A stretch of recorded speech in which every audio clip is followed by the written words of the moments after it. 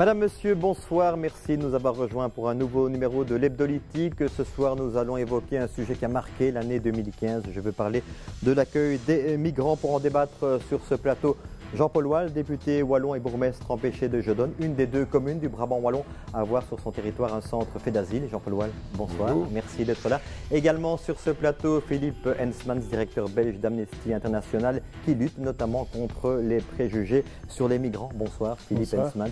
Et puis une autre personne qui lutte également contre ces préjugés, c'est Patrick Monjoie. Bonsoir, vous êtes directeur du CRIBEWE, le centre régional d'intégration du Brabant wallon. Voilà, nous on se retrouve dans quelques instants.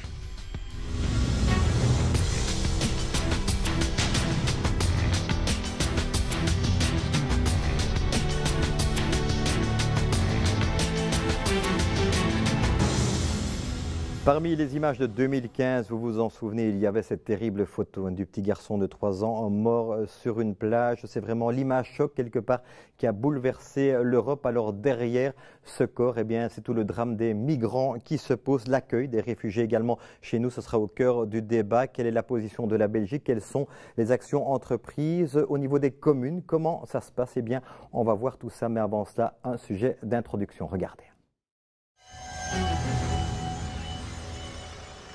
250 candidats réfugiés en 2003 au centre fait d'asile de Jodogne. Ils sont à présent près de 400. Les craintes des débuts se sont estompées. Il n'y a pas de problème majeur avec la population locale. Mieux même, de nombreux enfants sont scolarisés dans l'entité, ce qui facilite leur intégration. À l'image d'ailleurs de ce qui se fait à Rixensart, l'autre commune de la province a possédé un centre fait d'asile. On est en tout cas très loin ici du vent de protestation qu'on a pu connaître à Walcourt. Dans son discours de vœux de Nouvel An, le bourgmestre en titre de Jodonne, Jean-Paul Wall, a rappelé, je cite, que nous avons un devoir de solidarité vis-à-vis des réfugiés. Durant l'été, pour faire face à la crise des migrants, on a créé de nouvelles places. 12 unités de logements mobiles ont été installées au centre fait d'asile de Jodogne, pouvant accueillir 50 personnes. Les ILA ont également été réactivés dans les communes. Ce sont ces logements gérés par les CPS. Cela dit, à côté de ces initiatives, on sent un peu partout en Europe un courant de repli sur soi. On reparle des frontières. Certains remettent même en cause l'espace Schengen. Est-on arrivé à un moment charnière? Cette politique d'accueil est-elle un échec? L'Europe éprouve en tout cas des difficultés à adopter un discours commun. Une chose est sûre, à côté des actions ponctuelles nécessaires pour la gestion de la crise des migrants, il faudrait une réflexion à plus long terme assortie de mesures. Comment agir au mieux pour accueillir ces personnes qui, pour la plupart, fuient un conflit, la violence ou la faim? Ce sera une des questions du débat de ce soir. Voilà, beaucoup de questions. Alors je me tourne d'abord vers vous, Jean-Paul Wall. Merci d'être là. On le rappelle, un bourgmestre empêché de Jodonne, avec Rixensart, Jodonne, commune qui a un centre fait d'asile sur son territoire. Vous l'avez rappelé dans vos vœux il y a quelques jours, l'importance de cette solidarité, de l'accueil. C'est important de commencer l'année avec ce message. C'est important parce que, inévitablement, nous connaissons une crise importante en la matière. On appelait, en tout cas, utilisé le terme crise. Ce n'est pas la première dans notre histoire, mais c'est vrai qu'elle prend une ampleur certaine, notamment par la dimension européenne, sinon internationale, que se pose également, bien entendu, la question de ce qu'il faut faire dans les pays d'origine, et de s'étonner parfois de la frilosité de la réaction des pays qui sont amenés ensuite à devoir essayer de gérer cette crise tant bien que mal. Alors justement, au niveau de la commune, je l'avais rappelé dans le reportage, certaines écoles accueillent des jeunes, des enfants, mais avec la difficulté de savoir qu'ils sont là peut-être pour 1, 2, 3 mois ou un petit peu plus, n'empêche que ça participe quelque part au lien avec la population de Jodogne. Oui, mais honnêtement, je dois me réjouir et je suis fier d'être le bourgmestre d'une commune qui a accepté ce principe d'un centre de réfugiés depuis de longues années et de faire en sorte que ça fonctionne bien. Je vais donner un exemple, outre la scolarité d'un certain nombre d'enfants, en regrettant que la communauté française ait supprimé par ailleurs les écoles, les classes d'immersion que nous avions dans le centre même, donc ça complique un peu les choses. Mais par exemple, nous avons tous les ans des jeux intervillages.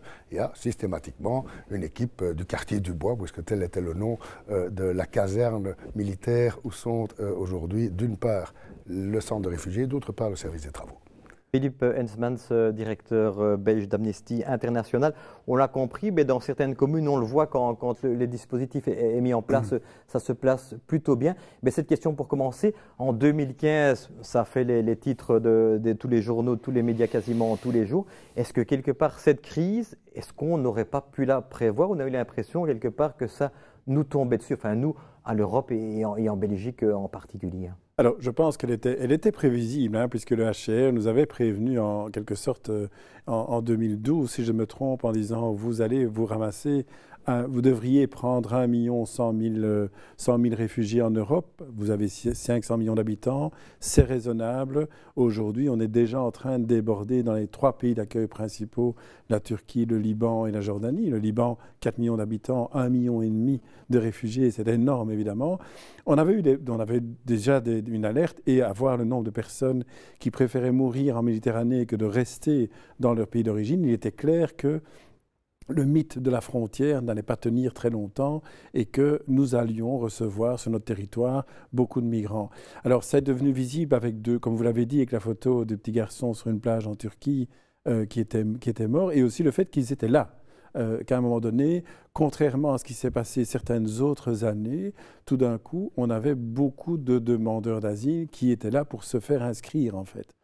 Et c'est pour ça que je dis, bon, je pense qu'il y a eu aux environs de 35-40 000 demandeurs d'asile en Belgique en 2015. Il y en a eu 42 000 en 2000. Ce qui montre et là, que quelque part, c'est passé plus facilement. En tout cas, ça a moins marqué l'opinion. Ça n'a pas marqué l'opinion. Il n'y a pas eu les remarques qu'on a pu avoir sur les forums des journaux, etc. Et donc, ça montre tout simplement que c'est une question de... Tout simplement, c'est pas facile à gérer. Hein, loin de moi l'idée de dire que c'est facile à gérer. C'est une question de gestion. Et en se reposant, en croyant qu'en montant les murs aux frontières, on va y arriver... ce n'est pas la solution. Il faut trouver d'autres solutions. Et ça, c'est là qu'on a pris beaucoup de temps avant de commencer à y réfléchir peut-être un peu plus sérieusement. Voilà un accueil visible. Patrick Monjoie, je me retourne vers vous, directeur du Centre régional d'intégration du Brabant wallon, mais encore également ces images du parc Maximilien. Est-ce que là, c'était quelque part l'exemple d'un échec d'accueil? On avait l'impression que c'était une improvisation totale. Je crois que Philippe vient de le dire, effectivement, une série de choses étaient prévisibles. Est-ce que la Belgique a suffisamment prévu bon, voilà, une série de choses, une série de positions ont été prises. On a fermé une série de places dans des centres d'accueil. Voilà, visiblement, on en a fermé trop. Est-ce que c'était vraiment une crise des migrants ou vraiment une crise du management de l'accueil de ces personnes ici? Voilà. Moi, je voudrais quand même souligner 2 choses. Dans le reportage, on souligne que l'accueil se fait sans incident et que ces personnes arrivent sans incident. Rappelons pourquoi ces personnes sont arrivées. Et ça, c'est quelque chose sur lequel le CRIBEWE insiste énormément lorsqu'on a l'occasion de prendre la parole, c'est quelles sont les raisons qui font qu'à un moment, une personne quitte sa maison et part. Et là, il y a évidemment un peu le danger de l'amalgame, hein, évidemment. Oui, mais enfin, en tout cas, ce qui se passe, c'est qu'effectivement, ce qui se passe en Syrie, et je vais prendre une image simple, ce qu'on a vécu, nous, à Paris, ici, il y a quelques mois, eh bien, c'est ce qu'eux vivent quasi quotidiennement. Et comment voulez-vous rester dans ce pays-là? À un moment, vous prenez la route, quitte à rencontrer la mort dans la Méditerranée, mais vous y allez parce que c'est une question de sécurité, et votre volonté, en arrivant dans un pays, c'est pas de venir perturber le pays, c'est au contraire essayer de vous installer dans quelque chose où vous pouvez vivre de manière sereine, en sécurité pour vous et vos enfants, les mettre à l'école, etc. Il ne fonctionne pas, les personnes, qu'elles soient syriennes, alors on parle beaucoup de la Syrie évidemment, mais il n'y a pas que, hein, il y a d'autres pays également, mais c'est important de dire qu'ils viennent avec cette volonté de vivre en paix, parce que chez eux, ce n'est plus possible aujourd'hui. On a bien compris également le problème dépasse évidemment le cadre du Brabant wallon et de la Belgique. Philippe Hensmans a parlé des murs, des frontières. Jean-Paul Wall, mais là je m'adresse évidemment aux politiques. Ce problème est avant tout européen, d'après vous? Le problème bien entendu, dépasse largement le seul cadre belge. Il est clair que la difficulté, elle est prioritairement sur les événements qui se passent dans ces pays. Que doivent faire le concert des nations, que doivent faire les Nations Unies pour que cette situation, il y soit mis fin? Je pense qu'il faut avoir à un moment donné le courage politique de dire nous sommes dans une situation où une formation qui se prétend être un État, et ce n'est qu'un des problèmes, je suis obligé de simplifier de par le temps qui nous est imparti, a décidé, en quelque sorte, et sans vouloir employer de grands termes, de déclarer la guerre au restant du monde. Il faut réagir. Ces gens fuient effectivement les viols, les massacres. Il faut les accueillir. Ce sont les images que l'on voit de tous ces réfugiés sur les routes de Serbie, de Croatie. Ce sont les mêmes images, la couleur en plus, que celles que l'on voyait en 1940 à l'arrivée des Allemands. Ce sont les mêmes images. Ce qu'il faut faire, parce que nous ne pouvons pas accueillir toute la misère du monde, c'est clair. Ce qu'il faut faire, c'est de faire en sorte que toutes ces familles, toutes ces populations puissent retrouver la paix dans leur pays. Et nous devons, entre-temps, les héberger. Il y en a qui resteront. Il est clair et net que, selon un certain nombre de chiffres, l'Europe aura besoin d'emplois extérieurs. Il faut reconnaître et voir cet aspect-là également, même s'il est peut-être plus matérialiste. Mais d'un autre côté, il y a toute une série de personnes, des réfugiés, qui ont leur profession, qui ont leur maison, qui ont leur village, qui ont leur famille, qui, je crois, aspirent à pouvoir retourner. Pour qu'ils puissent retourner, il faut qu'il y ait la paix. Il faut qu'il y ait la paix en Syrie, il faut qu'il y ait la paix en Afghanistan, il faut qu'il y ait la paix avec, que l'on puisse combattre l'État islamique, que l'on puisse utiliser les moyens militaires voulus. Ça, c'est aussi le courage que doit avoir un certain nombre de pays dans le monde. Voilà, peut-être réaction de Patrick Montjoie, justement. Quand on dit accueillir toute la misère du monde, il faut remettre les choses aussi en chiffres à certains moments. Si on prend 100% des personnes qui sont parties sur les routes, il y a 8% qui arrivent en Europe. En Belgique, c'est moins. Sur l'ensemble des migrants du monde. Sur l'ensemble des migrants qui effectivement ont pris la route, c'est 8% qui arrivent en Europe. Et sur ces 8%, on est, alors pour un chiffre précis, on est à moins de 40 000 dossiers qui sont gérés aujourd'hui ici en Belgique. Il faut remettre les proportions, 40 000 dossiers, sur l'ensemble de la population belge de 11 millions de personnes. Donc, remettons les choses en proportion. Ce n'est quand même pas accueillir toute la misère du monde. Et M. Walsh, je suis tout à fait d'accord. Effectivement, une série de personnes demandent de retourner et attendent de pouvoir retourner dans leur pays au moment où les choses, exactement, et vous l'avez cité tout à fait vrai, en Belgique, lorsqu'on a fui, et on a fui en masse la guerre et l'oppression nazie en 1940 et en 1914, c'était déjà la même chose. Quasi 50% de la population belge a fui, mais les gens sont revenus par la suite quand les choses se sont stabilisées. Et alors, comme me diraient certaines personnes, nos grands-parents sont revenus aussi avec la volonté de résister, mais en ayant d'abord pris un certain recul et puis de rentrer dans une résistance. Et donc, on est sur des schémas, ils ne vont pas faire des schémas différents, ça je crois que c'est important. Quand je veux dire toute la misère du monde, je précise d'emblée, je veux évidemment dire que parmi les réfugiés, moins sur la crise d'aujourd'hui, mais comme vous le savez, j'ai dans ma commune un centre de réfugiés depuis près de 15 ans, donc je connais un petit peu la problématique. Il y a également, et je ne leur jette pas la pierre, loin de là, c'est normal. Nous ferions probablement la même chose dans leur situation. Il y a parmi tous ces réfugiés, des réfugiés économiques. Le problème que nous avons eu, c'est que leur procédure était tellement longue que les enfants étaient scolarisés en Belgique, n'avaient quasiment comme seule langue qu'une des langues nationales belges. Et que là, on arrivait dans des situations invraisemblables. Il faut donc que les procédures à ce niveau-là soient plus rapides. Nous sommes ici dans une crise exceptionnelle. Il y en a déjà une avec le Kosovo notamment, c'est vrai, il y a quelques années. Mais c'est une crise qui reste exceptionnelle, à laquelle il faut espérer pouvoir mettre fin le plus rapidement possible. En ce qui concerne les réfugiés économiques, eh bien oui, on a envie de les accueillir, mais on ne sait pas. Aujourd'hui, en tout cas, on ne sait pas. Et il y a une grande différence par rapport à ce qui s'est passé en 2000. C'est que l'information circule désormais quasiment instantanément.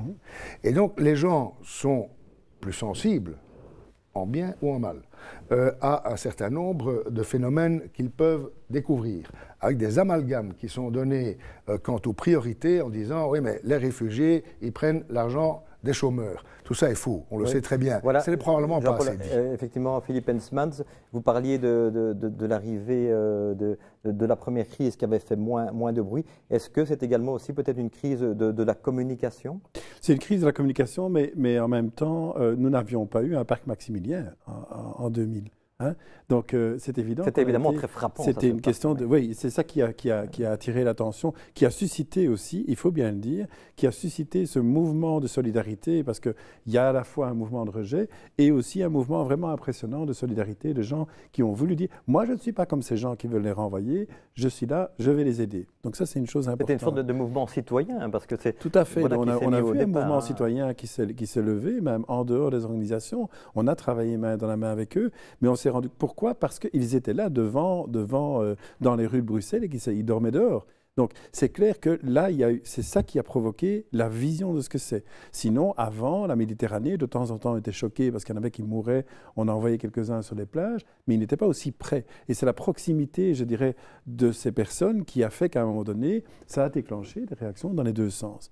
Et je crois que là, il y a quand même responsabilité au niveau politique, à la fois au niveau européen, parce que les Italiens connaissent ça depuis longtemps. Et pendant longtemps, on leur a renvoyé la Convention de Dublin en disant, premier pays, hein, c'est le premier pays où arrive le demandeur d'asile qui doit se charger de l'accueil de celui-ci et d'examiner si c'est un vrai réfugié ou pas. Et donc ça, c'est important. Je dirais de façon plus globale, ce qu'on sait, c'est vrai qu'il y a des personnes qui viennent non pas parce qu'il y a la guerre chez eux, mais parce qu'il y a la famine, parce qu'il n'y a pas moyen de manger, parce qu'il n'y a pas moyen de vivre de façon correcte. Ce qui est important de se dire aussi, c'est que plusieurs études ont été menées qui montrent que si on laissait les frontières un peu plus ouvertes, je ne dis pas qu'il faut ouvrir à tout le monde, hein, mais les gens qui sont ici aujourd'hui, qui sont reconnus comme migrants, qui ont pu s'installer, ils n'osent plus retourner chez eux parce qu'ils se disent, si moi je retourne dans mon pays, visiter ma famille, me réinstaller, préparer ma pension, etc., je ne peux plus revenir en Europe. Or, et ça c'est important aussi de le dire, la plupart de l'aide, la plus grosse partie de l'aide financière qui va aux pays en voie de développement aujourd'hui vient des migrants. 100 milliards de dollars chaque année quittent l'Europe vers l'extérieur et 75% vers l'Afrique. Et donc, c'est largement, c'est sans comparaison avec l'aide au développement des pays européens. Et donc, tout ça est important. Ce sont des gens qui viennent ici, mais qui viennent ici surtout pour aider au développement dans leur propre pays d'origine. Donc, c'est vraiment important de prendre tout ça en considération et d'éviter de se retrouver derrière ces grands mythes. On va fermer les frontières. Moi, je pense que ce qui est le plus important aujourd'hui, ce qui est le plus tragique sans doute, c'est que la crise de l'asile en Europe a montré ce qu'était l'Union européenne aujourd'hui. C'est-à-dire, ce n'est pas encore une Union européenne où on décide une politique globale qui est appliquée partout de la même manière. C'est une politique qui est encore décidée dans les capitales aujourd'hui. Voilà, mais on aura encore l'occasion évidemment d'en parler. Jean-Paul Wall, j'ai vu que vous voulez réagir. Mais avant ça, il y avait les vœux du gouverneur. C'était il y a une dizaine de jours. Et justement, Gilles Mayeux, le nouveau gouverneur du Brabant Wallon, a évoqué également l'accueil des réfugiés en Brabant Wallon. Je vous propose de l'écouter, puis on se retrouve juste après. C'est que notre réponse en accueillant des réfugiés en Brabant Wallon est justement la bonne réponse face à tous ceux qui ont peur et qui se replient sur eux-mêmes. Au contraire, en accueillant, on montre qu'on ne confond pas les choses, on montre qu'on ne fait pas d'amalgame et qu'on comprend que ceux qui sont ici ont réellement fui des combats, ont fui des dictateurs, ont fui Daesh. Et qu'est-ce qu'on peut faire d'autre que d'accueillir ces personnes? On se retrouvait dans la même situation, on serait très heureux d'être accueillis ailleurs. Voilà, c'était le propos de Gilles Mayeux lors de sa mercuriale. Patrick Mongeau, on arrive dans la deuxième partie de l'émission. On va parler du parcours d'intégration, du parcours d'accueil. C'est évidemment une des réponses. On sait que dans certaines parties du pays, c'est déjà obligatoire. Je pense à la Flandre. En Wallonie, ce n'est pas encore, ça devrait le devenir. Ce parcours d'intégration, c'est important, c'est un des moyens ou c'est une obligation que vous devez faire appliquer mais qui ne vous sied qu'à moitié? C'est une obligation, effectivement, puisque c'est inscrit dans un décret de la région wallonne. Et donc voilà, et le principe du parcours d'accueil, eh bien, la personne primo-arrivante qui s'inscrit dans une commune est renvoyée vers le centre régional d'intégration de la commune, qui agit sur cette commune, et donc il va suivre une série d'étapes. La première étape, c'est un bilan social. On va faire une photographie de la situation de cette personne, on va l'aider dans ses démarches administratives, on va lui donner une série d'informations sur ses droits et devoirs ici en Belgique, et puis on va le guider. Alors aujourd'hui, et vraiment là je vous parle vraiment aujourd'hui, la deuxième partie n'est pas obligatoire, vers une série de formations qui ne sont pas obligatoires aujourd'hui, qui sont en passe de changer. Le décret a été modifié et passé en deuxième lecture et donc va incessamment sous peu être voté au niveau du Parlement wallon. Et donc ça va amener une série de formations en français, en citoyenneté et de l'accompagnement socio-professionnel. Pour bien comprendre, vous êtes responsable donc, des 27 communes du Brabant wallon. Oui, donc c'est les communes qui, quelque part, vous transmettent les dossiers des primo-arrivants. Exactement. Donc, c'est lorsqu'ils s'inscrivent dans une des communes du Brabant wallon, eh bien, la commune va nous renvoyer le nom de cette personne et dire à cette personne qu'il est important de prendre rendez-vous avec nous. nous pouvons évidemment nous le ferons de manière autonome aussi, c'est-à-dire de reprendre contact avec ces personnes et donc de les recevoir pour pouvoir vraiment être dans une position d'aiguillage, c'est-à-dire on les reçoit et de manière centralisée, on va pouvoir les envoyer vers les formations en français, les formations en citoyenneté dont ils ont besoin. Si effectivement la personne a terminé sa procédure au centre fait d'asile, il aura déjà eu une série d'informations sur les formations à la citoyenneté par exemple, puisque c'est prévu au sein de fait d'asile, eh bien on ne va pas le renvoyer vers des formations, mais par contre on prendra acte qu'il a déjà suivi ses formations à la citoyenneté. Même chose pour le français, s'il vient d'un pays ou s'il a déjà un diplôme francophone, il n'est pas obligé de suivre les cours de français. Mais donc, c'est vraiment cet aiguillage de manière centralisée. On reçoit la personne et on établit le profil de la personne et on le renvoie vers les bonnes personnes et les bonnes structures. Et Jean-Paul Wall, j'imagine qu'à ce niveau-là, un mandataire MR que vous êtes doit être content. On sait que le MR, depuis longtemps, demandait ce parcours d'intégration. Manifestement, au niveau de la majorité wallonne, le message semble entendu à présent. C'est vraiment une étape importante et un moyen important d'intégration, le terme le dit bien. C'est essentiel, mais c'est malheureusement un peu tard. On ne va pas refaire le procès du passé. J'étais un peu surpris d'entendre des leaders d'autres formations politiques dire qu'eux, à titre personnel, ils avaient toujours voulu le parcours obligatoire, mais que leur parti non, peu importe. Désormais, c'est en route, voyons l'avenir, mais en attendant, beaucoup de difficultés se sont produites en Belgique de par ce fait. Alors je voudrais revenir sur un petit point très brièvement. Je pense qu'une des solutions, d'une manière globale, à la crise ou au problème de l'immigration que nous connaissons, et pour éviter qu'il puisse y avoir des réactions négatives dans notre population, il faut être très attentif à ça quand vous voyez ce qui se passe aujourd'hui dans d'autres pays, suite à l'un ou l'autre événement, et ce, à tort ou à raison, on n'a pas encore assez d'informations. Ce qu'il faut... Pensez à Cologne notamment. Ouais. Mais ce qu'il faut... Vous savez, après la guerre 40-45, je fais de nouveau référence, les États-Unis ont fait un plan Marshall sur l'Europe. C'était aussi leur intérêt, mais c'était le nôtre. Et s'ils ne l'avaient pas fait, nous ne serions jamais redressés comme l'Europe a pu se redresser. Nous devons, et nous avons la même obligation, l'aide au développement n'est pas suffisante, c'est plus ça qu'il faut faire. Il faut la conserver. Ce qu'il faut, c'est un véritable plan Marshall, pas le plan Marshall wallon, le plan Marshall européen ou international, vers les pays en voie de développement, vers l'Afrique. Sans quoi, si vous ne le faites pas, nous allons avoir d'ici quelques années une nouvelle crise de migrants qui seront probablement en bonne partie, sinon pour partie sans doute des réfugiés politiques, pour partie des réfugiés économiques. Comment voulez-vous, alors qu'aujourd'hui le monde est un village, de ne pas offrir une vitrine qui attire, et qui attire d'une manière injuste, parce que lorsque ces gens viennent, ils ne trouvent pas l'espoir de tout leur parcours qu'ils ont fait et la récompense de tout le parcours qu'ils ont fait. Donc il faut impérativement stabiliser ces pays-là, et nous avons, nous autres pays occidentaux, tout intérêt à ce que les pays en voie de développement se développent de plus en plus, qu'il y ait une richesse qui puisse être produite sur place, qu'ils puissent vivre dignement. Vous parliez des problèmes de famine à travers le monde. Il est scandaleux que les 3/4 de la population aient encore des problèmes de nutrition sur cette planète. Donc il faut véritablement réfléchir en termes globaux et en termes d'années. Ici, cette crise, elle est fondamentale, mais elle sera forcément limitée dans le temps.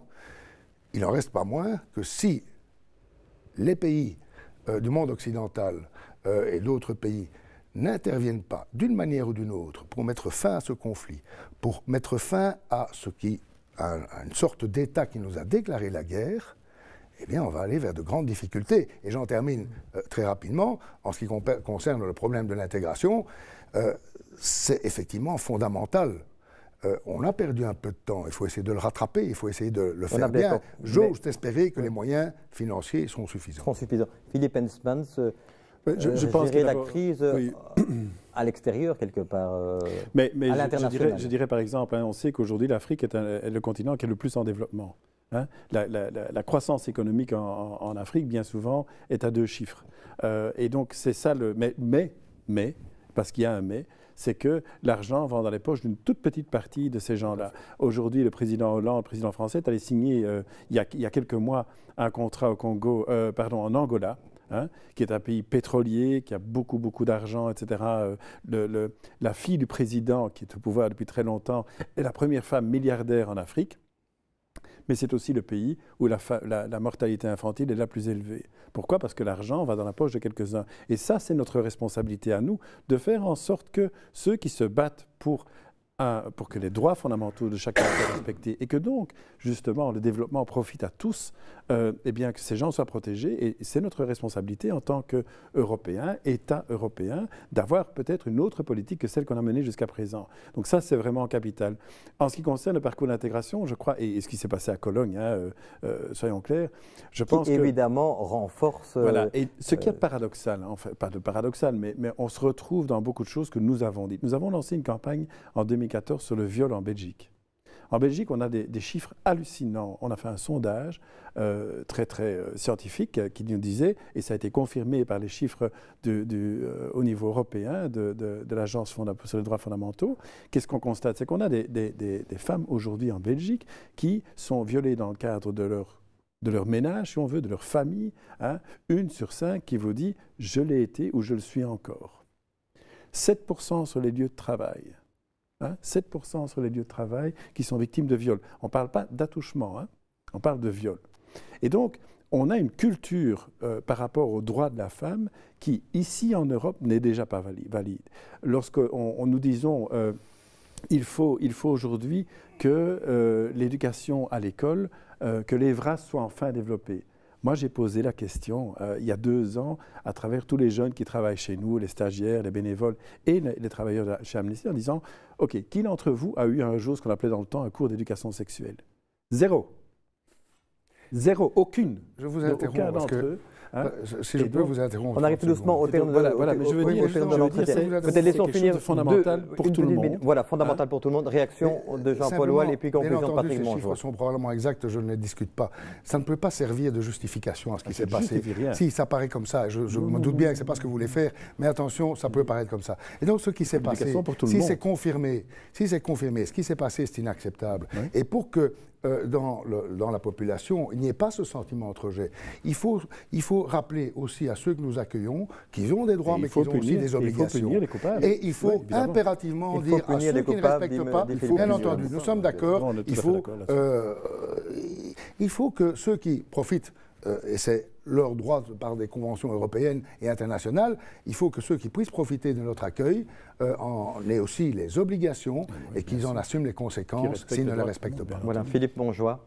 Patrick, et donc je rassure M. Wald, effectivement, dans le parcours d'intégration tel qu'il est organisé, il y a une information sur les droits et devoirs suivie d'une formation à la citoyenneté qui rappelle les droits et devoirs des personnes. Et donc voilà, c'est tout à fait... Alors, et ça, la région wallonne, en tout cas, je ne vais pas parler à leur place, mais en tout cas de ce que je peux voir, soutient effectivement l'écrit et soutient le monde associatif.